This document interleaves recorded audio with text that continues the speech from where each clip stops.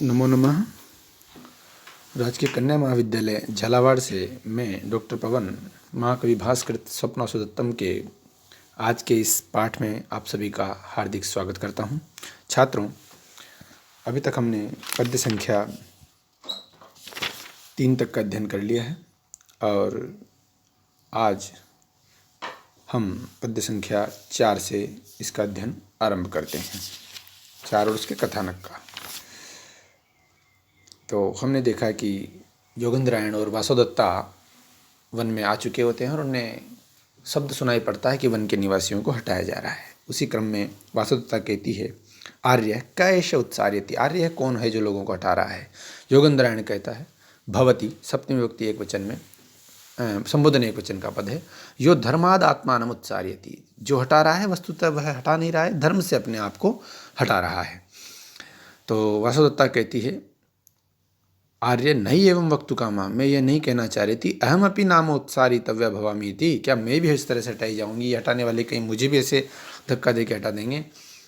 योगेंद्रायण कहता है, भवती एवं अनिर्ज्ञातानि देवान्यवधूयन्ते, महारानी इस प्रकार अनजान होने पर तो देवताओं का भी अपमान हो जाता है, फिर आप क्या चीज़ हैं भाई। आप भले ही महारानी हैं पर इनकी नज़र में आप इस समय एक सामान्य जन हैं, तो हो सकता है आपका इस समय अपमान हो जाए। तो वासुदत्ता कहती है, आर्य तथा परिश्रम परिखेदम नोत्पादयति यथा अयम परिभव, यह परिश्रम उतना दुख नहीं दे रहा है जो हम लोग कर रहे हैं, उतना यह अपमान। वस्तुतः है जो सम्मान प्राप्त करने के जो आदि लोग होते हैं उनको अपमान बहुत अधिक कष्ट देता है, परिश्रम उतना कष्ट नहीं देता है। तो यहाँ पर वासुदत्ता को वही एक भावना उसके अंदर आ रही है कि मुझे भी सामान्य जनों की तरह क्या इस तरह से आश्रम से हटाया जाएगा तो वह मेरे लिए वास्तव में बहुत अधिक अपमानजनक होगा। तो और यहाँ पर पैदल चल कर आई है, इसलिए वासुदत्ता की थकान भी वह कह रही है कि मैं थकी हुई हूँ, लेकिन वह मुझे इतना कष्टदायी नहीं है जितना ये भाग्यवश में अपमानित हो रही हूँ। तो योगेंद्रायण फिर कहता है, भुक्तोजित एव विषय अत्र भवत्या, यह विषय आपने उपभोग करके छोड़ दिया, इस विषय में आप चिंता न करें, आपने बहुत सम्मान पा लिया है और सम्मान पाकर आप छोड़ भी चुकी हैं, तो इस मान अपमान आपका अधिक सोचने का विषय नहीं है। फिर योगेंद्रायण क्या कहता है इस विषय में, कुछ वह एक बात रखता है अपनी, पूर्वं त्वयाप्य विहितं गतमेव मासीत् श्लाघ्यं गमिष्यसि पुनर्विजयेन भरतोः, कालक्रमेण जगतः परिवर्तमाना चक्रार पंक्तिरिव गच्छति भाग्य पंक्तिः। अन्वय देखते हैं, पूर्वं त्वया अपि श्लाघ्यम अभिमतं गतमासीत्, पूर्व में आपके द्वारा भी श्लाघ्यम यानी प्रशंसनीय, अभिमतम यानी अभिष्ट जो था वह प्राप्त कर लिया गया था। पुनः जो जो आप चाहती थी वह सब आपने किया। पुनः भर्तु विजयन, पुनः भर्तु यानी स्वामी की, विजयन यानी विजय से, गमिष्यसि यानी प्राप्त करोगे। फिर वापस पुनः जब आपके स्वामी राज्य जीत लेंगे तो वापस उसको आप निश्चित रूप से प्राप्त करोगी। जगता है भाग्य पंक्ति, संसार की जो भाग्य पंक्तियाँ हैं वह चक्रार पंक्ति, वह रथ के जो चक्र अर्थात रथ का जो पहिया होता है उसके अरों की भांति, चक्रार उसके अरों की भांति, दंडों की भांति, कालक्रमेण, कालक्रमे से समय के अनुसार परिवर्तन होती रहती है, बदलती रहती है। जैसे रथ के पहिए जो होते हैं ऊपर वाला नीचे आ जाता है, नीचे वाला ऊपर आ जाता है, ऐसे ही व्यक्ति का संसार का जो भाग्य है, लोगों का कभी अच्छा रहता है तो खराब हो जाता है, बुरा रहता है तो फिर वापस पुनः अच्छा भी हो जाता है। सर्वदा एक जैसी स्थिति बदल रहती नहीं है, बदलती रहती है। तो यही बात यहाँ पर वह कहता है। संस्कृत वाक्य देखते हैं, पूर्वम पूर्वस्मिन् काले त्वयापि भवत्यापि वासुदत्तयापि एवं एवं विधम श्लाघ्यम प्रशंसनीयम भाग्यम वा ऐश्वर्यम अभिमतम यत्किमपि अभिष्टम आसीत गतम प्राप्तम आसीत, प्राप्त था। ये सब जो है तुम्हें अभिष्ट जो था ये पूर्व में तुम्हें प्राप्त था। पुनः भूया भर्तु स्वामिनः विजयेन राज्य प्राप्तया, राज्य प्राप्ति रूपेण पुनः गमिष्यसि अवाप्स्यसि लप्स्यसे वा पुनः प्राप्स्यसि जगतः संसारस्य भाग्य पंक्ति अदृष्ट परंपराः, चक्रार पंक्ति रथांगस्य अराणाम दंडानां पंक्ति श्रेणी इव, रथांगस्य चक्राराणां श्रेणी इव कालक्रमेण समयानुसारेण परिवर्तमानाः परिवर्तनशीला भ्रमंती गच्छति चलति, मानवस्य शुभाशुभानि भाग्यानि समयानुसार विपरिवर्तन्ते, अतएव खेदं विहाय त्वमपि स्वसौभाग्य परावर्तनं परिपालय। इसलिए खेद को छोड़कर आप भी अपने सौभाग्य को लौटने की सौभाग्य लौटने तक प्रतीक्षा करो। दुख के बाद में सुख अवश्य मिलेगा। तो यहाँ पर एक बहुत अच्छी बात जो हमें संसारिक दृष्टिकोण से प्राप्त होती है ज्ञान, कि व्यक्ति को कभी भी दुख में निराश नहीं होना चाहिए। दुख के बाद सुख अवश्य प्राप्त होता है और अपना पुरुषार्थ करते जाना चाहिए। भाग्यवश सुख और दुख प्राप्त होता है, पर हमें उसमें हमारा पुरुषार्थ कभी नहीं छोड़ना चाहिए।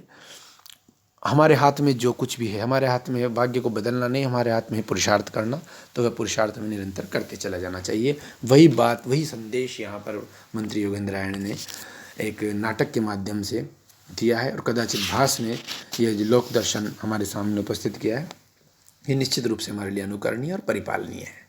यहाँ पर हमें जो छंद है वो वसंत तिल का है, जिसका उदाहरण लक्षण है उक्ता वसंत तिल का तब झा जगोगा है। और जो है इसमें उपमालंकार है, चक्रार पंक्ति से तुलना की गई है भाग्य पंक्ति की। तो भाग्य पंक्ति उपमेय है, चक्रार पंक्ति जो है उपमान है, ये उपमावाचक शब्द है, तो यहाँ पर उपमालंकार स्पष्ट है। साथ में हम इसकी साम्यता देखें तो जो है मेघदूत में भी इसकी कालिदास के समानता का बढ़िया अच्छी सूक्ति मिलती है। नीचेर गच्छत्युपरि च दशा चक्र नियमी क्रमेण। ये यक्ष जो है अपनी यक्षिणी पत्नी को सांत्वना देने के लिए जो वाक्य कहता है, तो उसमें एक वह सूक्ति का प्रयोग वहाँ भी होता है कि जो नीचेर गच्छति उपरि च दशा चक्र नियमी क्रमेण, चक्र के पहियों की भांति जो है दशा जो होती है परिवर्तनशील होती है, नीचे और ऊपर आती रहती है, इसलिए है कल्याणी। आप भी जो है चिंता न करें, निश्चित रूप से हमारा मिलन होगा। तो इस तरह से वहाँ पर हमें वर्णन प्राप्त होता है। दोनों महाकवियों का साम्य वर्णन है, समवर्णन है। आगे फिर देखते हैं, भट्ट वापस तुरंत कहते हैं हटो हटो उत्सरत आर्या उत्सरत।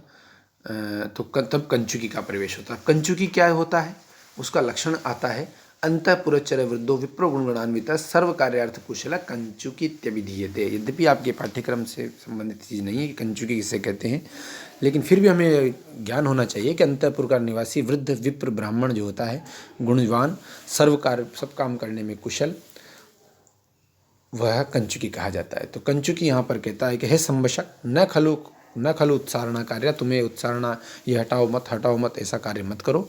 देखो परिहरतु भवान नृपापवादम न परुषम आश्रम वासिषु प्रयोज्यम नगर परिभवान विमोक्तुमे ते वनम विगम्य मनस्विनो वसंती। तो अन्वय देखते हैं इसका। भवान नृपापवादम परिहर्तु, आप राजा के अपवाद को, राजा के कलंक को हरें।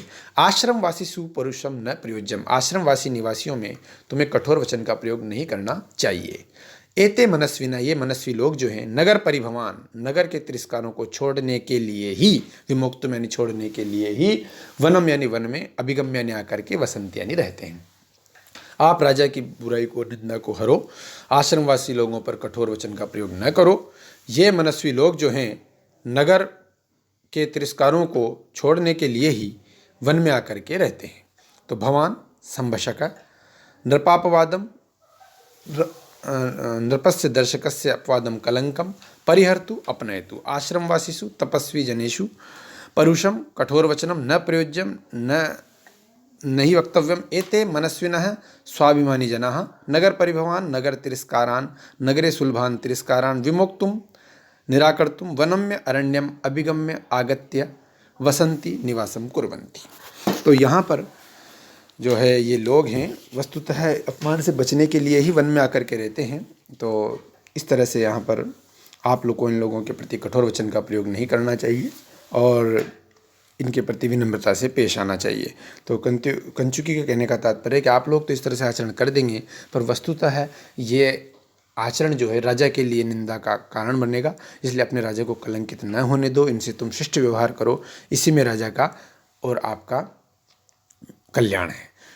तो यह है बहुत अच्छी बात कंचुकी ने कही है और उसके पात्रानुसार बात कही है। चूँकि वह वृद्ध है, विनम्र है, ज्ञानी है, ब्राह्मण है, तो उसको इसीलिए इसी काम के लिए रखा गया है कि जहाँ कहीं वह लौकिक आचार में, व्यवहार में कुछ अनुचित हो रहा हो तो उसे वह तुरंत सही कराए, क्योंकि राजा तो हर जगह उपलब्ध होने से रहा। तो यहाँ पर यही चीज़ हमें दृष्टिगोचर होती है। और यहाँ पर हम देखेंगे तो छंद की दृष्टि से विचार करें तो पुष्पिताग्र छंद है, अर्ध संवृत्त है, जिसका लक्षण है अयोजिन युगरे फतो यकारो युजिचन जौ जरगाश्च पुष्पिताग्रा। और अलंकार की दृष्टि से विचार करें तो सहेतु वाक्यार्थ का कथन होने से काव्यलिंग अलंकार है। सहेतु वाक्यार्थ कैसे है कि क्यों वन में आकर रहते हैं, इसका कारण बताया गया है। और आप इन पर पुरुष कठोर वचनों का प्रयोग क्यों नहीं करना चाहिए, क्योंकि यह इसी तिरस्कार से बचने के लिए ही नगर से आकर के वन में रहते हैं। तो यह जो कारण सहित व्याख्या की गई, कारण सहित कथन किया गया है, तो यहाँ पर काव्यलिंग अलंकार का स्थल है। तो इस तरह से मंत्र श्लोक संख्या 4 और 5 की व्याख्या पूर्ण होती है। धन्यवाद। जयतु भारतम, जयतु संस्कृतम।